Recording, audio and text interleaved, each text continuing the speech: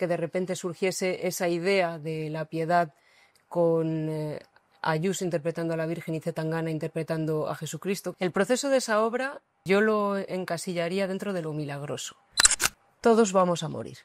Todos creemos que tenemos tiempo. No tienes tiempo. Yo desde pequeña quería ser cura. Quise ser militar, astronauta, todos hombres. Entonces digo, joder, pues es que ser mujer es una mierda.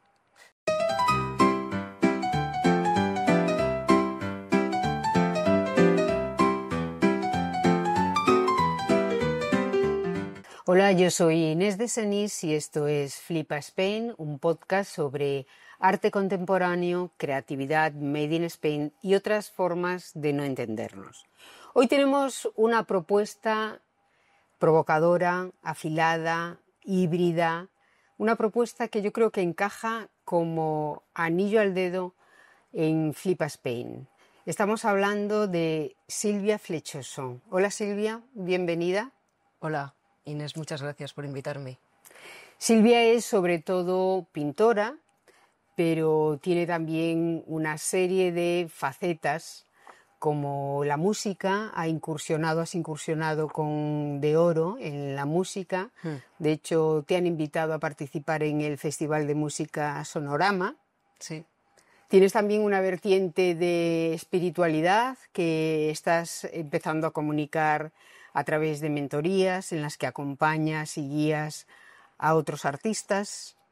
De todas estas facetas, ¿cuál dirías tú que es la más importante para ti, Silvia? Yo creo que todo es un conjunto, es un todo. No puede uno separar por un lado espiritualidad, por otro lado música, por otro lado pintura. Somos un todo. Entonces yo creo que muchas veces nuestro error es limitarnos a nosotros mismos poniéndonos etiquetas, en lugar de permitirnos ser y permitirnos hacer aquello que nos nace de manera genuina. Para mí siempre ha sido una búsqueda convertirme en artista.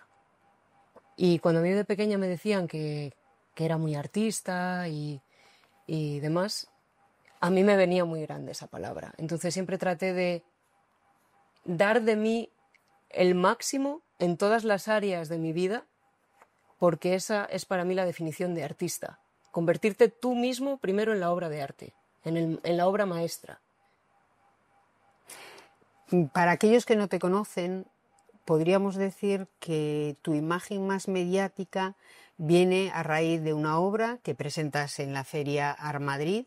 Es una obra de un óleo de 2x2 en el que aparece la presidenta de la Comunidad de Madrid, Isabel Díaz Ayuso, como virgen en un cuadro que es La Pietà. Es una reproducción, una reinterpretación de La Pietà. Y Zetangana como el Cristo en sus brazos. Una obra que mezcla tanto lo sagrado como lo profano, o lo pop, tanto lo trending. En este tipo de obra ha dado lugar a muchas críticas incluso, ¿no? Como a muchas interpretaciones. ¿Tú qué intención tenías cuando hiciste esa obra? ¿Fue algo premeditado? ¿Surgió a base de inspiraciones? ¿Cómo elaboraste esa obra que fue tan llamativa? El proceso de esa obra es muy particular y yo lo encasillaría dentro de lo milagroso, porque esa obra nace a raíz de que a mí me invitan a participar en Art Madrid y yo estaba en ese momento muy conectada, además era la pandemia, yo estaba muy conectada con la voz de mi conciencia, que es algo de lo que yo siempre hablo mucho: escucha tu conciencia y obedécela. Entonces yo dije, genial, voy a ir a Art Madrid sin expectativas y a dar lo máximo. Y se sucedieron una serie de circunstancias, como quedar con unos amigos, tener una serie de conversaciones, que de repente surgiese esa idea de la piedad con Ayuso interpretando a la Virgen y Zetangana interpretando a Jesucristo, que nació de esa conversación entre amigos. Y además fue una información que me cayó. O sea, hay información que uno la descarga directamente desde la fuente. Y fue: haz esa obra para Art Madrid.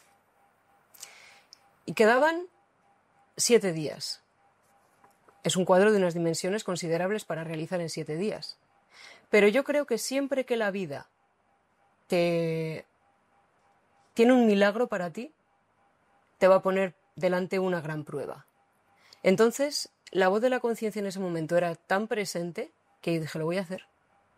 Y me puse desde el día 1, preparar bastidores, hacer la composición, pum, pum, como un soldado, desde que me levantaba hasta que me acostaba, y simplemente fue ejecutar. No había ninguna intención rebuscada, sino simplemente a mí se me pidió.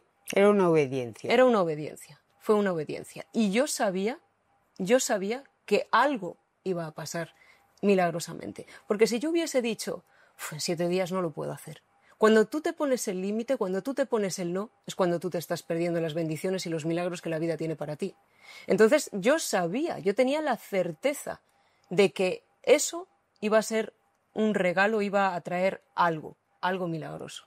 Y lo hice por eso, pura obediencia a mi conciencia. Y Silvia, en una época como la que vivimos hoy, tan saturada de imágenes y en la que utilizamos con tanta frecuencia la palabra icono, esto es un icono, tú eres un icono, él es un icono, ¿quién dirías tú que puede ser realmente en esta época un icono? Y ya que eres pintora, ¿quién se atreve a pintarlo?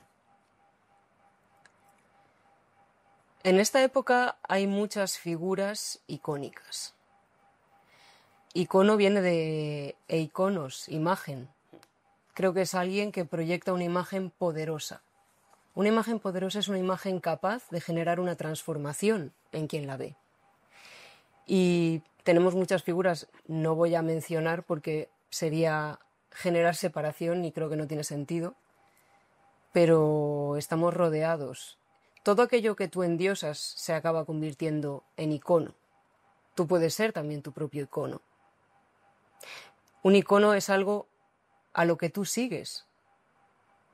Si lo relacionamos también con señales, ¿no? Y un icono en la carretera, etcétera, etcétera, es algo a lo que tú sigues, es una imagen que tú sigues. Entonces, yo tengo una frase que la leí en la Biblia y me la he quedado grabada a fuego, y es: yo soy el Señor tu Dios, no tendrás otros dioses fuera de mí. En la Biblia siempre se ha prohibido la idolatría. Entonces, lo que yo creo es que tú debes volver tus ojos hacia tu propia imagen, hacia tu propio Dios, y olvidarte de todos esos iconos que hay fuera. O sea, estás tratando de decir con eso, si lo entiendo bien, que la divinidad eres tú. Exactamente. Y que nosotros somos los que ponemos iconos en los demás. Realmente nadie es un icono per se. Si yo dijese ahora, esta persona es un icono, estaría poniendo dioses delante de mí. Me estaría convirtiendo en una adoradora de imágenes. Y no lo soy. Todo es energía. Y todo al final es un reflejo de lo que tú proyectas. Yo puedo ver un icono en alguien porque yo me estoy proyectando en esa persona o en esa forma de energía. Yo estoy proyectando algo que no veo directamente, lo estoy proyectando como si fuese un espejo para poder verlo y poder conocerlo en mí. En esa Silvia poliédrica vamos a empezar, si te parece, hablando de la pintura, ¿no? Que es como tu carta de presentación, tu carta principal.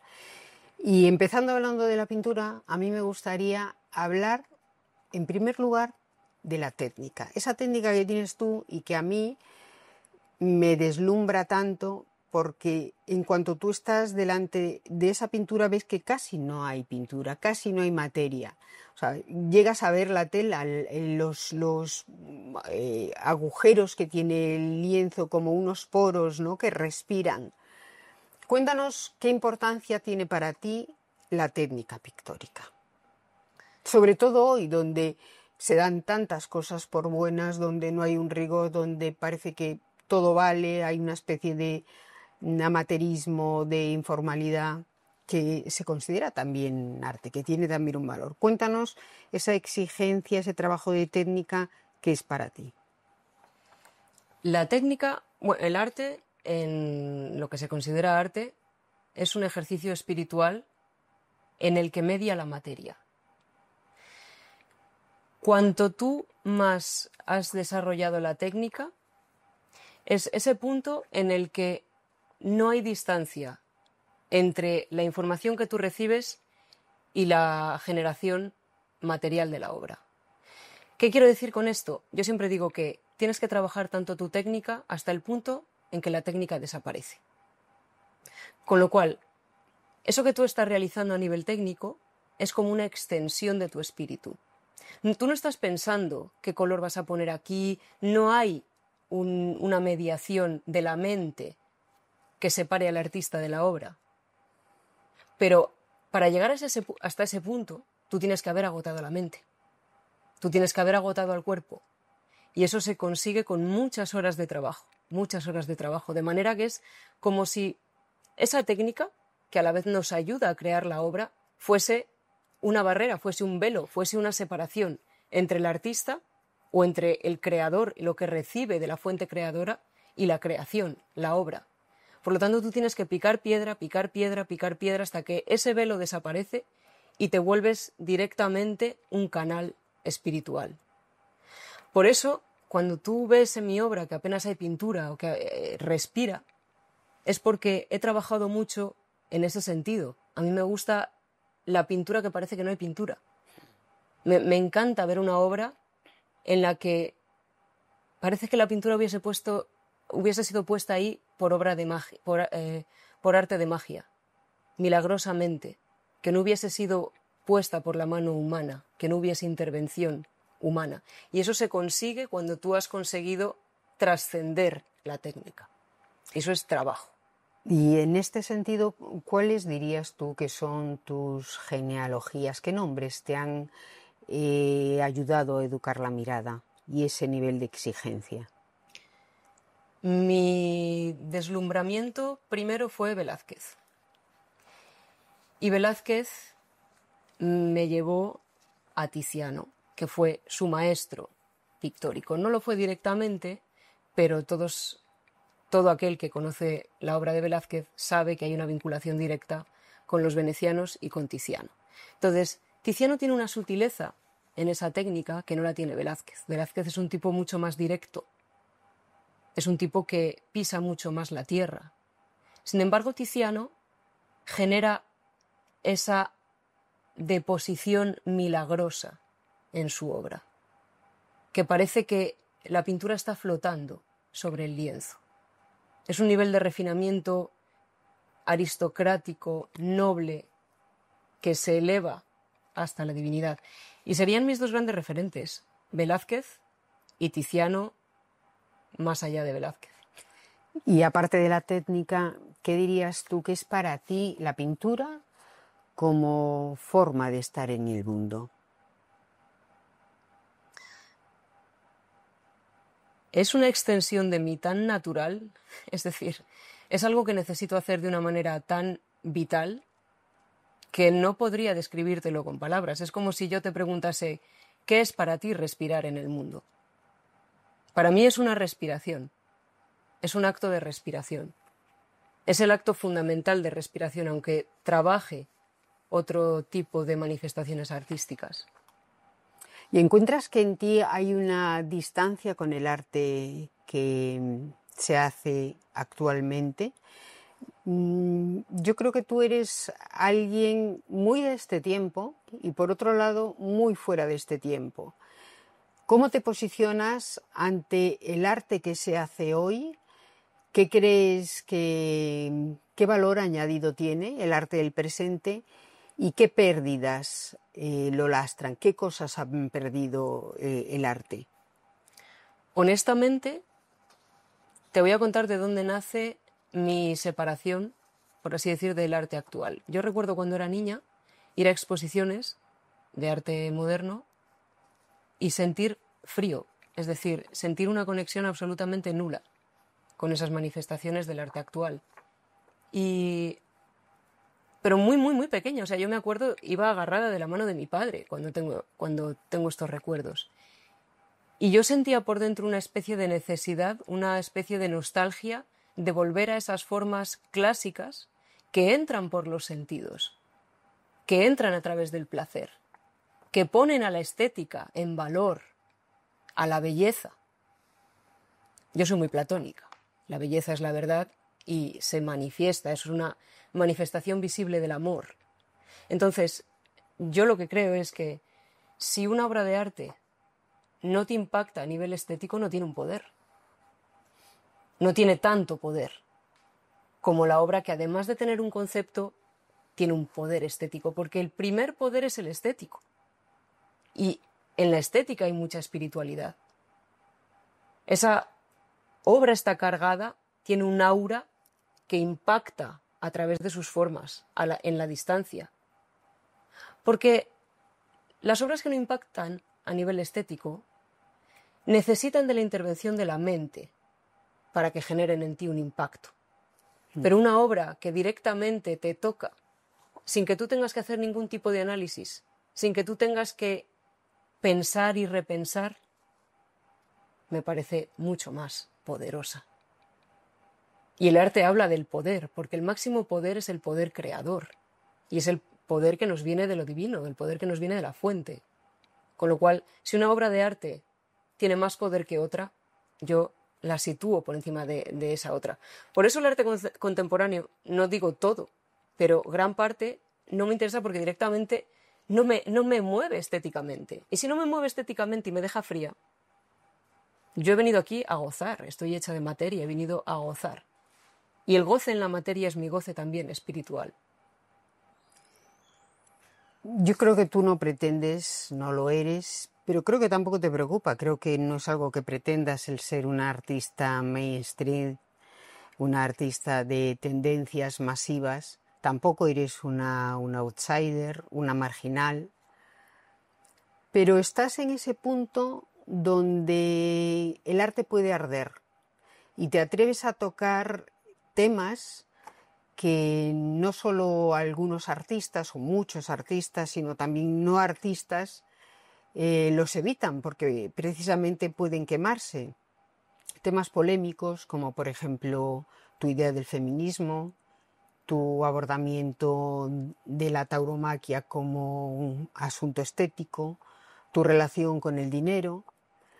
Todos estos temas que digamos que también entran dentro de una tendencia actual, bien pensante, y que tú has decidido desafiar, cueste lo que cueste.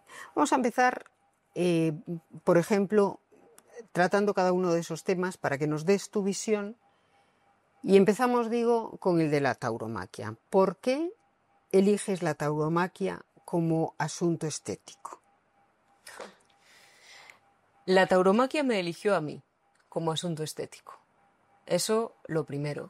Y sucedió de la siguiente manera. Ahora mismo estamos en esta casa maravillosa y yo, cuando conecto con la tauromaquia como tema estético, estaba viniendo a Sol los domingos a pintar un cuadro que se llama La Puerta del Sol, un cuadro de 2 metros por 2 metros que precisamente nuestro anfitrión, Joaquín, me guardaba aquí en su casa. Vale. Pues uno de esos días, cuando yo estaba regresando a casa después de haber estado pintando, me encuentro de repente una postal en el suelo y la cojo y veo que es una acogida y me quedo completamente deslumbrada. O sea, me impactó. Además, era una acogida que yo luego supe que era de José Tomás. Y ahí empieza a gestarse algo dentro de mí que me lleva a investigar el tema de la acogida, que me lleva a investigar el tema de la tauromaquia, que me lleva a investigar toda la filosofía y todo el simbolismo que guarda la tauromaquia, todo el ritual, toda esa liturgia. Y esto te estoy hablando que fue en 2021. O sea, fue hace tiempo. Ha sido un trabajo que se ha ido gestando a lo largo de muchos años. Y yendo mucho más atrás,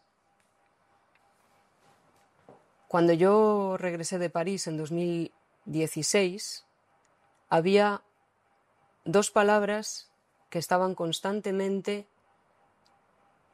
circulando en mi cabeza.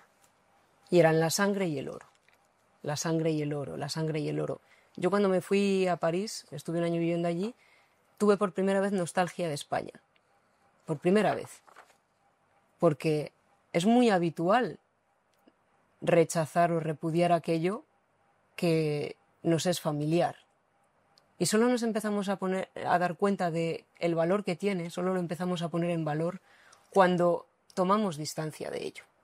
Entonces, yo en París sentí lo que era España, o tuve una conexión con esa España, tuve una nostalgia y pensaba, la sangre y el oro, la sangre y el oro. Y estamos hechos los españoles de sangre y de oro, por nuestra pasión y por nuestro valor, por nuestra calidad interna.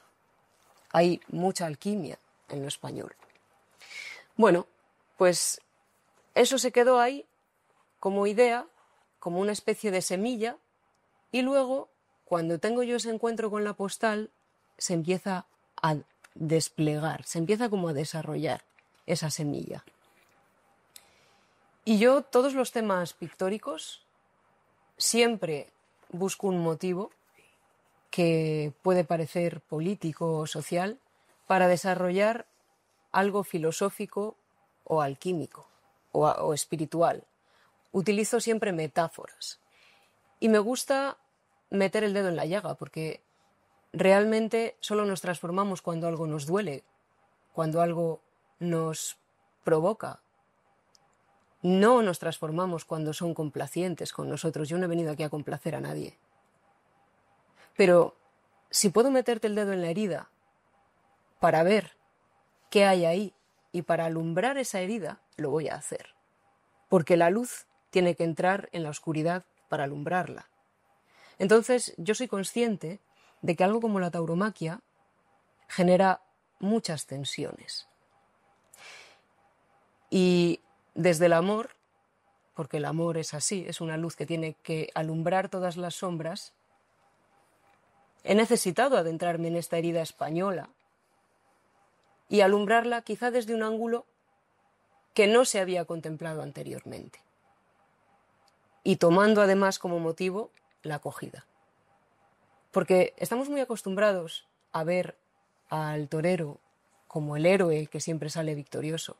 Pero es que un héroe no se convierte en héroe si no pasa un gran desafío, y es un desafío que le pone contra la muerte.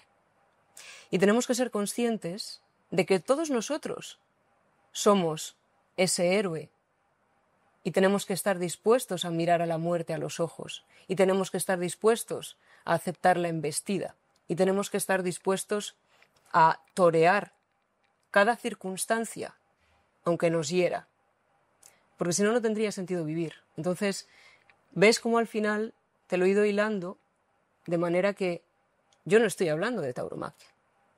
Yo estoy hablando de quién eres tú y de qué has venido a hacer al mundo. Y la reacción que ha habido sobre estas obras tuyas, que efectivamente es toda una serie de cogidas, ha sido cogida, digamos, con ciertas reticencias tanto en los antitaurinos como entre los taurinos. ¿Es así? Sí, me gusta encontrar ese punto de equilibrio en el que se molesta a todo el mundo.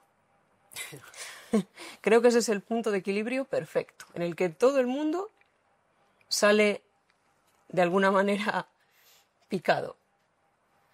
Porque abarcas más gente. Cuando tú dueles a alguien, estás haciendo que revise su conciencia, estás haciendo que revise sus valores, estás haciendo que se revise a sí mismo, estás haciendo que se pregunte, ¿por qué yo estoy pensando esto? ¿O para qué me ha puesto esta imagen delante? ¿Qué me quiere decir? Entonces, como estamos tan acostumbrados a imágenes que son sensacionalistas, superficiales, que directamente tienen un mensaje pornográfico, perfectamente entendible por Cuando la dices mentalidad. pornográfico quieres decir obvio. Obvio, sí. Una mentalidad plebeya, no cultivada. Claro, te ponen una obra que tienes que desentrañar que a nivel estético ya te impacta, porque eso, como he dicho antes, es fundamental para mí. Pero que tienes que quitar capas y capas y capas y capas para ver hacia dónde te lleva, que ese es el camino del héroe, el camino al inframundo. Y eso debe ser también el camino de un artista y el camino que abre una obra de arte. Si no te lleva hacia una profundidad, si no te lleva hacia adentro, ¿hacia dónde te lleva? A ningún sitio. Y para que no te lleve a ningún sitio, mejor vives en el mundo, que es un espejo, y ya está. Y no tiene sentido el arte.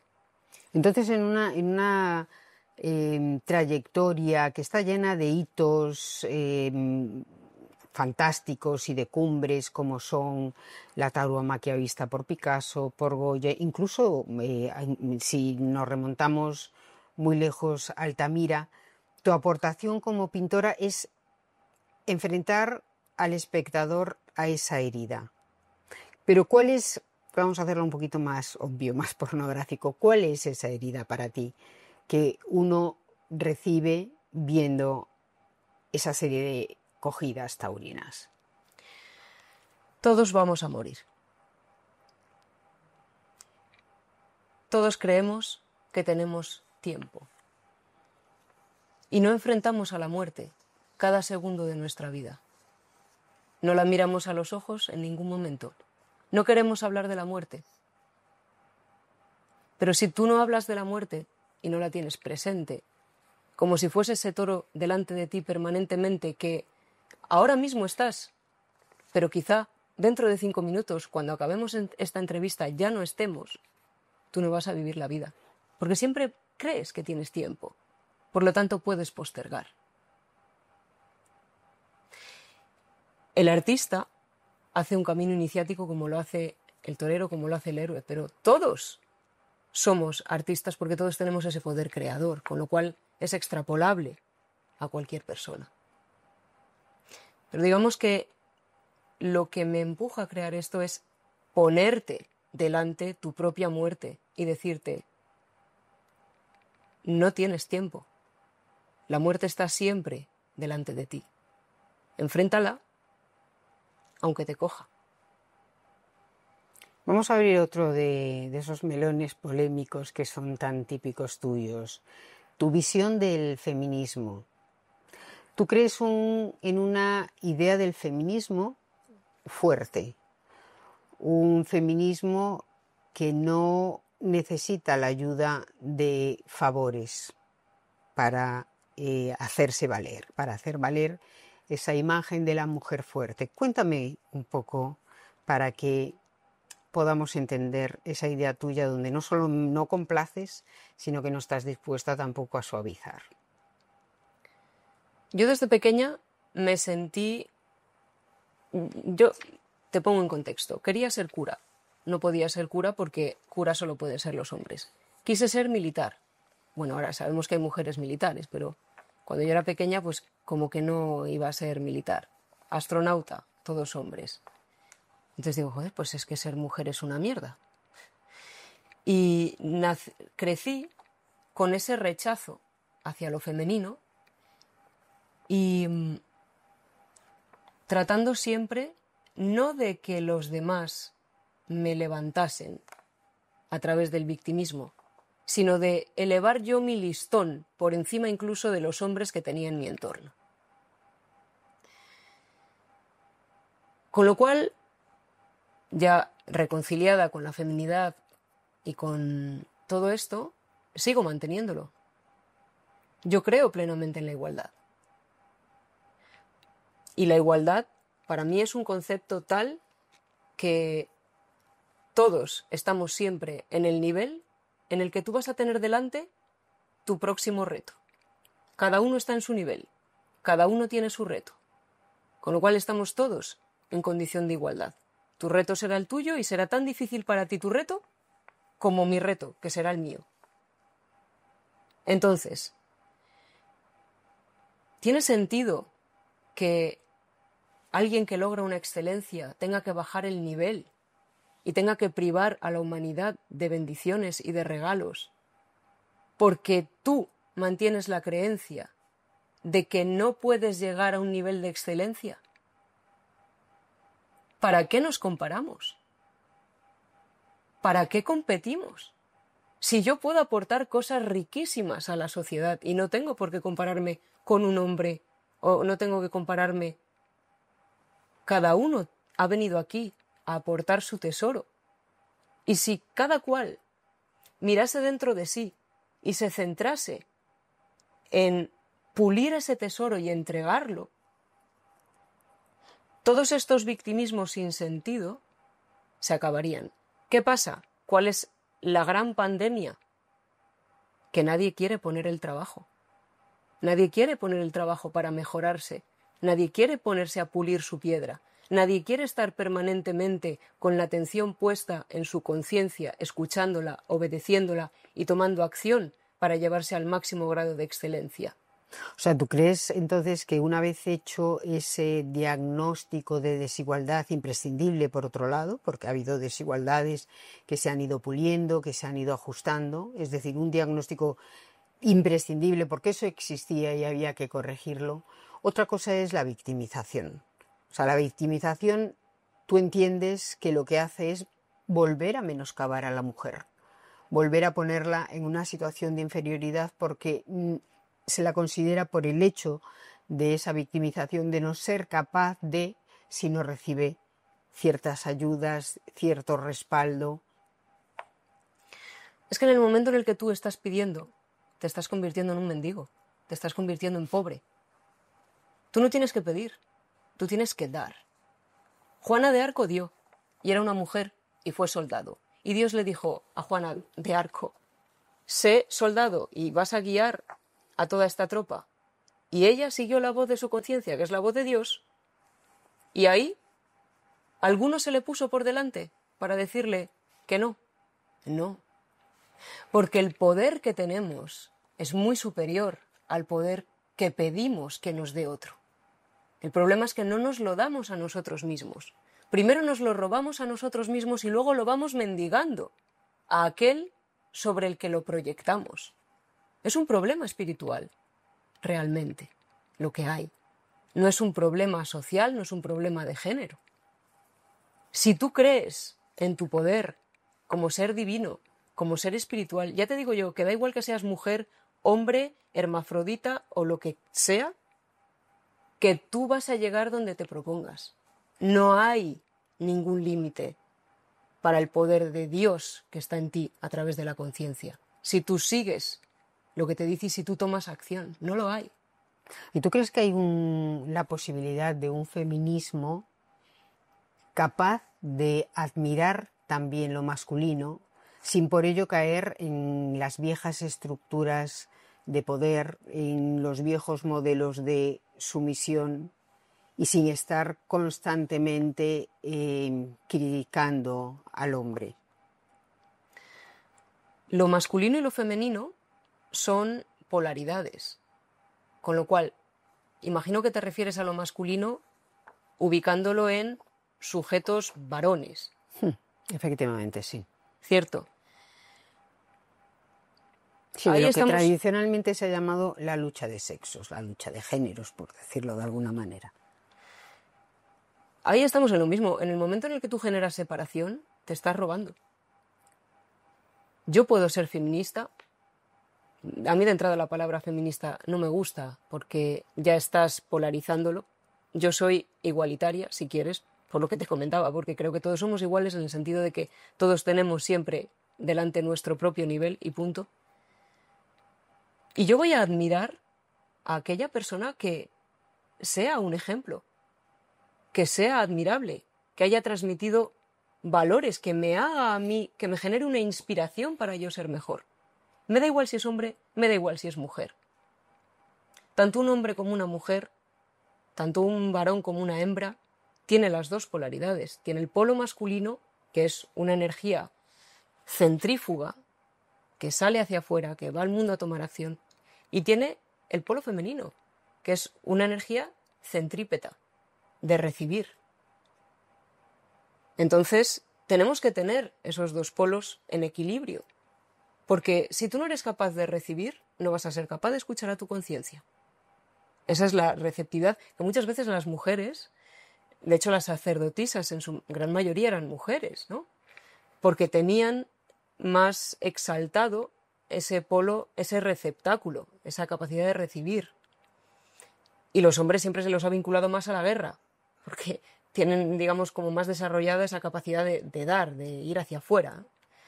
Y yo creo que tenemos que tenerlas en equilibrio. Si tú no eres capaz de recibir a tu conciencia, ¿qué sentido tiene que tomes acción? Va a ser como un pollo sin cabeza. Pero si tú solo tienes la capacidad de recibir y no tomas acción, te vas a quedar como una mazmorra. O sea, te vas a ir preñando hasta que explotes. Tú debes ser como un canal. Debemos ser como un canal, con las dos polaridades al máximo nivel que podamos llevarlas. Llevar al máximo, trabajar al máximo nuestra capacidad de recibir y llevar al máximo nuestro poder de entregar. Y en una época como esta, que parece celebrar más lo dionisíaco, lo transgresor, lo iconoclasta, tú tienes una apuesta por lo apolíneo. ¿Qué aporta? ¿Qué te aporta a ti? ¿Qué aporta a tu trabajo, a tu visión del arte y de la vida lo apolíneo? Yo he pasado, de hecho yo arranco con Dioniso. Para mí Dioniso fue, desde mi adolescencia hasta mis años más recientes, fue mi gran norte. Y creo lo mismo, creo que hay que mantener un equilibrio. Es decir, lo dionisíaco, si queremos entenderlo como dicotomía, sería lo femenino. Es el caos, es la noche. Y lo apolíneo sería lo masculino, es la luz, es aquello que dibuja una forma, que la contiene, que ordena, que la delimita, que genera orden. Efectivamente. Porque el acto creador genera orden, pero el acto creador se ha generado en una noche. Con lo cual, yo no creo que haya que inclinarse hacia un lado o hacia el otro. Creo que uno debe saber contener los dos. Uno debe saber tener esa noche, ese vacío, ese caos en el que se gesta todo, y debe ser también capaz de implantarse una disciplina para llevar a la luz, a través del orden que implica el lenguaje, todas aquellas ideas que se han generado en un frenesí. Porque si tú por un lado niegas lo dionisíaco, no vas a ser capaz de recibir el frenesí. Por lo tanto, lo que tú crees va a ser una obra muerta. Las típicas academias que no hay quien se las trague. Mucha técnica, pero completamente vacías. No hay vida. La noche es sinónimo de vida. Igual que lo dionisíaco es sinónimo de vida porque es la semilla. Es ahí donde se gesta la vida. Pero claro, si tú eres un artista despelotado, que no tienes una disciplina, que no eres capaz de marcarte unos hábitos de trabajo, que no eres capaz de marcarte objetivos, que no eres capaz de regularizar todo eso para que eso llegue a materializarse, llegue a concretarse, se va a quedar en nada. Vas a ser simplemente un despelotado. No va a dar fruto, no va a consumarse la obra. Espera, y lo femenino, ¿ve? Lo dionisíaco es lo femenino y lo apolíneo es lo masculino, es el que ejecuta. Tienen que estar los dos manteniendo un sexo, un diálogo permanentemente. Vamos a pasar a otro de tus temas escabrosos, que es el tema de la relación del dinero y el arte. Es verdad que muchas veces se entiende el trabajo del artista como algo noble, casi ascético. ¿Cómo entiendes tú ese mito del artista pobre? Es un mito que casi todo artista se lo ha comprado en alguna ocasión. Al igual que la gran mayoría, el 99% de la población se compra la idea de que el dinero es malo. Por eso el 99% de la población es pobre. Yo me lo compré. ¿Has vivido personalmente esa contradicción? Sí. Yo me lo compré durante mucho tiempo, me lo compré y llegué a la conclusión de que yo no quería esa vida. Y llegué a la conclusión de que el dinero me permite crear. Cuando yo era anticapitalista, yo lo llevé, hay que llevarlo todo a las últimas consecuencias. Cuando tú te posicionas filosóficamente en un lugar. Entonces, yo dije, vale, si soy anticapitalista, eso quiere decir que yo tendría que prescindir absolutamente de todo producto nacido del capitalismo. Es decir, tendría que irme al bosque, construir mi casa, generar mis propios medios de alimentación, es decir, cultivar el campo o irme a cazar animales o lo que fuese, producir mi ropa. Sin término medio, es decir, llevado por lo menos en términos de reflexión hasta las últimas consecuencias. Hasta las últimas consecuencias. Hasta las últimas consecuencias. O hay capitalismo o no hay capitalismo. Es decir, que no haya capitalismo quiere decir que no hay dinero, porque el dinero es un símbolo de trabajo, de tiempo, es un vale de tiempo, es un vale de vida. Es decir, yo en producir este objeto he puesto tanta vida, con lo cual yo te entrego este objeto y a cambio yo obtengo un vale de vida que me va a permitir obtener otro objeto en el que otra persona ha puesto tiempo y energía, o sea, vida. Si yo prescindo del dinero, que es ese símbolo, es una herramienta simbólica para intercambiar vida por vida, quiere decir que yo voy a tener que poner toda la vida en generar esos bienes que me van a permitir sobrevivir. Con lo cual, obviamente hay que llevarlo a las últimas consecuencias. Y yo me di cuenta de que si yo tuviese que vivir así, a lo único que podría limitar mi vida es a tener un techo, malamente o buenamente, desde luego no una casa confortable con calefacción, agua caliente, aire acondicionado, frigorífico, lavadora, etc. Eso desde luego que no. Iba a tener que cultivar mis propios alimentos y como mucho vestirme, y con eso ya me daba con un canto en los dientes. Y ahí me di cuenta de que, ostras, es que el dinero me permite comprar tiempo. Y si me permite comprar tiempo y me permite comprar vida, por ejemplo, yo estaba muy en contra de que hubiese servicio, ¿no? De que hubiese personas que tuviesen que servir a otras, prestar un servicio. Pero yo me lo planteé así. Si yo tengo dinero y puedo pagar a una persona que me va a ahorrar horas en el día y me va a ahorrar días en el año, yo voy a poder pintar más cuadros. Y a la vez esta persona va a tener también ese depósito de vida que yo le doy por su servicio para ella poder hacer lo mismo. Con lo cual, ya el dinero me empezó a parecer una herramienta útil y buena. Y esta conclusión a la que tú has llegado, o sea, que tú has conseguido, por lo menos en tu vida, subvertir esa narrativa, ahora mismo tú estás haciendo un traspaso de esa conclusión en tus mentorías a esos artistas y creadores a los que acompañas en su trabajo. Yo les transmito mi idea del dinero, porque normalmente, y esto sucede con mucha frecuencia, utilizamos conceptos sin pararnos a pensar qué significado depositamos en esos conceptos. Son palabras que manejamos y que damos por hecho un cierto significado.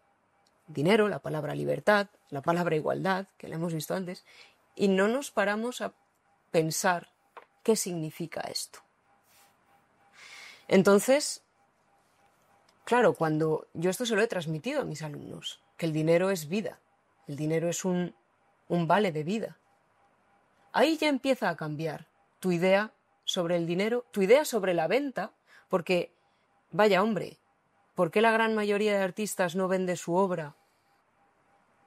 No vende su obra porque hay una relación negativa con la idea de venta también. Y está muy ligada al dinero.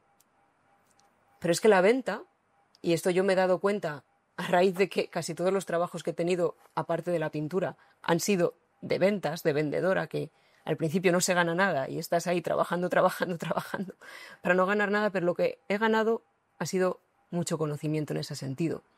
Y es que todo es una venta. Todo es una venta, todo es un intercambio. Todo es un intercambio energético. Y yo me di cuenta en el arte de algo que fue clave para trascender esta idea de que del artista ligado a la pobreza y de que no hay que prostituir la obra, no hay que prostituir mi arte y todos estos conceptos que no se han revisado y que lo único que hacen es lastrarte. Porque si tú no tienes dinero no vas a poder crear en la medida como si sí que lo tuvieses. Y es que cuando tú vendes una obra, realmente lo que estás haciendo es una transformación alquímica con quien te la está comprando. ¿Por qué? Tú estás adquiriendo vida de la otra persona te está dando ese dinero y te está diciendo, toma, vive más para que puedas crear más. Y esa persona que está obteniendo de ti, te está obteniendo tu energía, que lo va a transformar. Es un acto alquímico la venta. Al igual que cuando tú compras una mentoría. No es lo mismo que tú veas un vídeo mío gratis a que lo veas si has pagado. Y te lo digo yo, que me he comprado más mentorías que vamos. ¿Por qué? Porque cuando tú pones el dinero, tú estás diciendo, entrego mi vida, porque confío en que haciendo este sacrificio de sangre, haciendo esta entrega de vida, yo voy a recibir más. Yo me siento capaz de generar más. Voy a obtener más. Mientras que si tú no estás dispuesto a pagar ese precio, te estás dando a ti mismo el mensaje de que no eres capaz de generar vida. Aunque veas el mismo contenido, es el mensaje que tú te das cuando entregas ese dinero. Y lo mismo en el arte. Y puede el hecho de no vivir del arte, sino vivir de otra cosa. Tú ahora, por ejemplo, tienes una parte profesional artística y tienes una parte profesional como mentora. ¿Crees que el hecho de no vivir del arte, paradójicamente, puede liberar tu arte? ¿Puede darte una mayor flexibilidad, una mayor libertad? En definitiva, ¿puede liberar tu arte? Es decir, librarlo de hipotecas, librarlo de condicionantes, darte más libertad para expresar aquello que quieres, con los motivos que quieres, en la forma que tú quieres, de una forma más leal a ti misma. Yo creo lo siguiente, y es, no debes ser dependiente del mercado.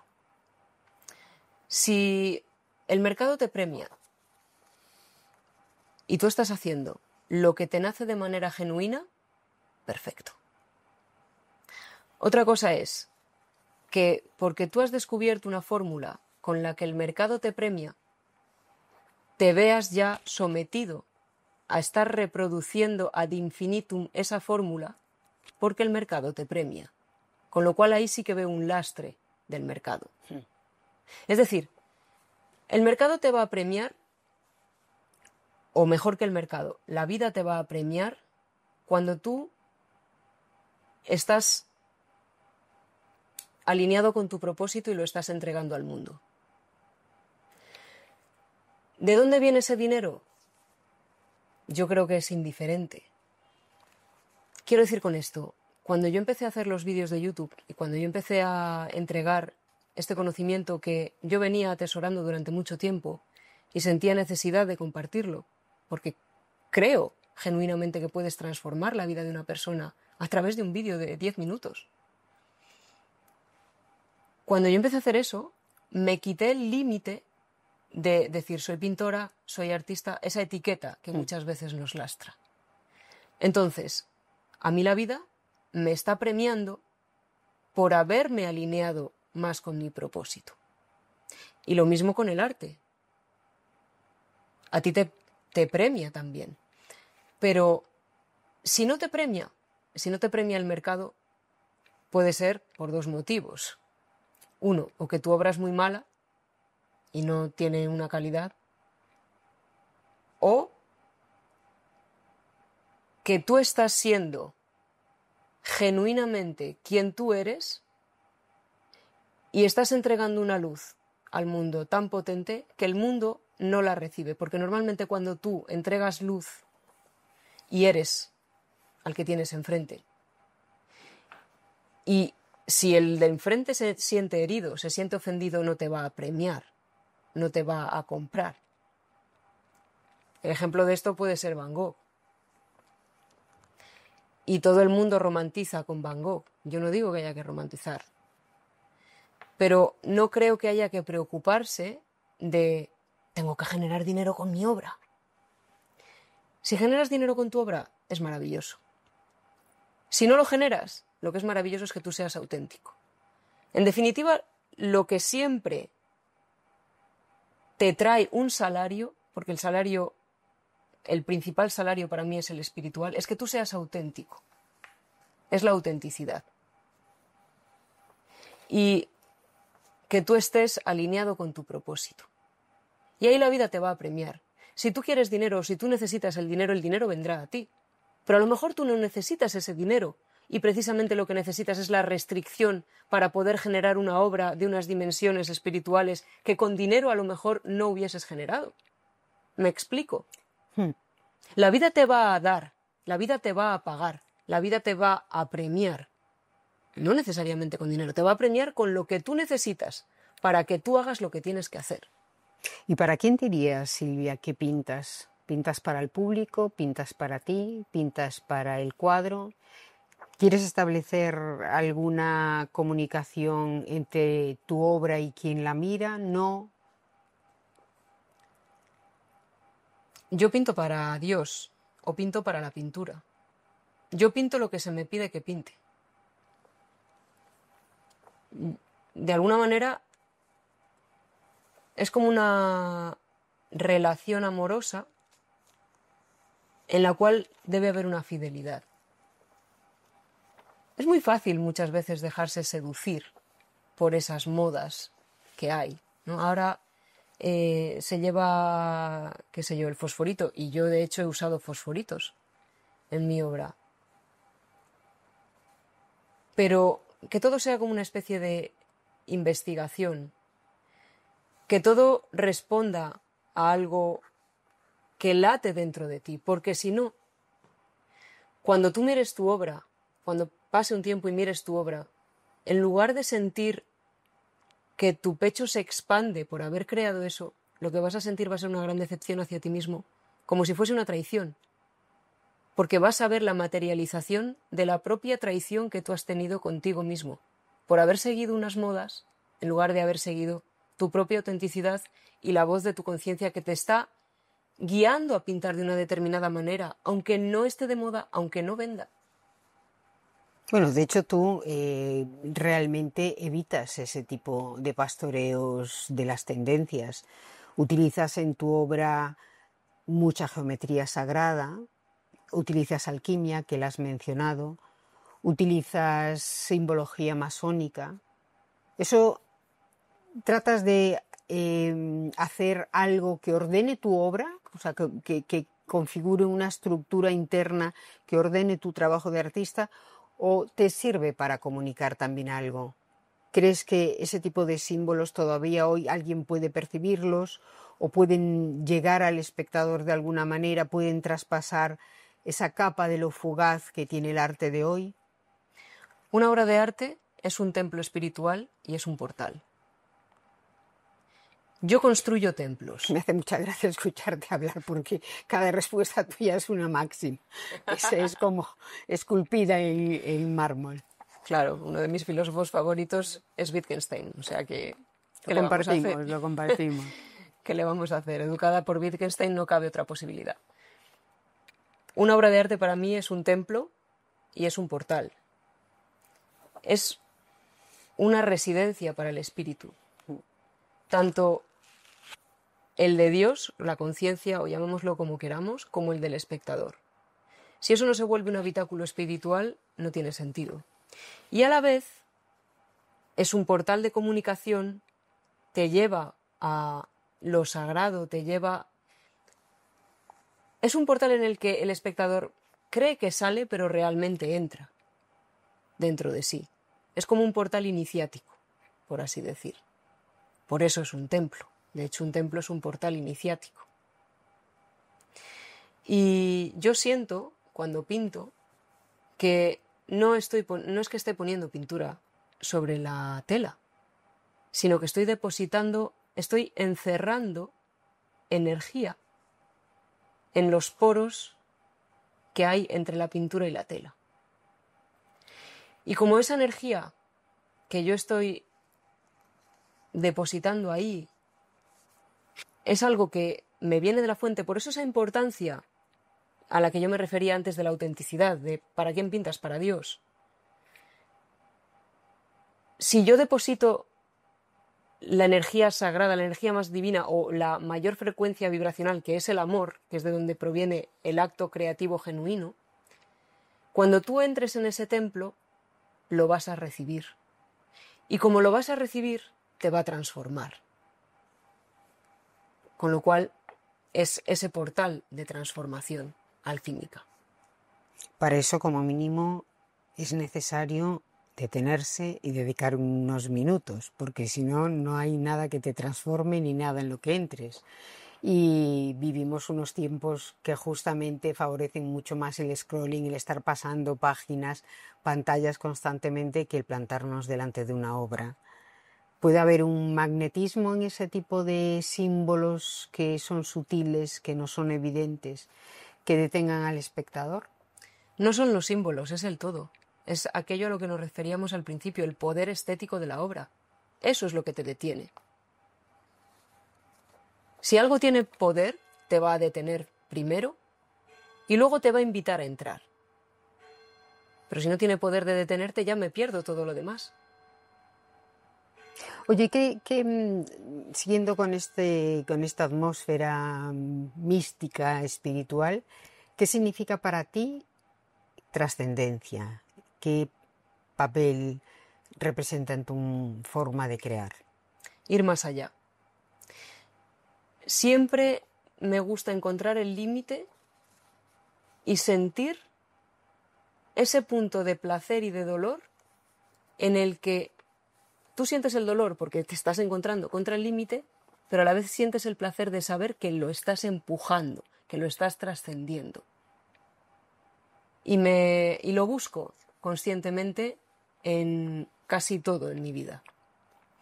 El gimnasio se ha convertido en algo principal también en mi vida y fíjate que cuando uno está haciendo esos ejercicios de fuerza, hay un umbral de dolor que si tú eres masoca y eres un bestia te vas a hacer daño. Pero si tú eres capaz de poner la atención ahí y de encontrar ese punto de equilibrio en el que te está doliendo pero estás sintiendo el placer de estar trascendiendo esa resistencia, ahí es donde encuentro yo la trascendencia, es estar constantemente más allá, un poco más allá del límite. Y todos participamos de la trascendencia porque todos somos la divinidad, con lo cual no tendría sentido la trascendencia, porque ya estamos ahí, ya somos la eternidad, ya somos la trascendencia. Pero en un sentido más físico, más temporal, tú tienes un deseo de dejar huella. Yo siento que he venido aquí para hacer una gran obra. Y siempre lo he sentido. Y mi vida no tendría sentido si yo no la viviese de esa manera. Y creo que todos hemos venido aquí a dejar una gran obra. Lo creo firmemente. Creo que hemos venido a impactar, creo que hemos venido a transformar, creo que hemos venido a mejorar todo a nuestro alrededor. Cada uno con sus dones, cada uno en su elemento. Pero, ¿cómo no voy a sentir yo esa necesidad de trascendencia si ya soy un ser trascendente? Es mi naturaleza. Si no, me estaría negando mi divinidad. Yo no he venido aquí a ver la película. Yo soy quien crea la película.